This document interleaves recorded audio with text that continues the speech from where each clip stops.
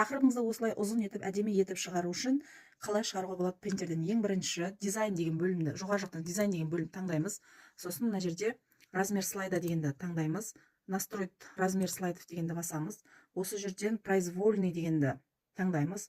Мына жерден ширина 120, высота 21 дегенді таңдаймыз. Яғни 21 деп таңдап аламыз. Сосын окейді басамыз. Міне размерін дұрыстап алдық. Енді осыны шығару үшін қалай шығарамыз қағазға? Мына печать файлды басамыз. Печать, свойства принтера. Осы жерден размер документа деген жерден заводительское дегенді таңдаймыз.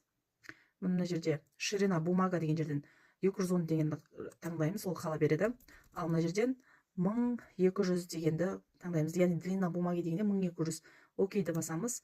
Және мына жақтан барлығы дұрыс болатын болса, стандартный таңдап, барлығы дұрыс болғаннан кейін окей дегенді басамыз. Және шығарылатын қағазымыздың номерін жазамыз мына жерге. Сосын печатьты беріп, қағазға осылай шығарамыз ұзын етіп. Ұзын қылып шығару үшін ең алдыменен арқасына 4 қағазды біріктіріп, арқасына скотчпен немесе басқа да клеймен жасап шығарасыздар. Ал қағазға шығаратын кезде бір ұшын принтер татқаннан кейін екінші ұшын домалақтап қағазды толық шығаруына демеп көмектесіп тұрасыздар. Себебі екінші ұшын принтерге түсіп кеткен кезде тартып алуы мүмкін, сосын дұрыс шықпай қалады.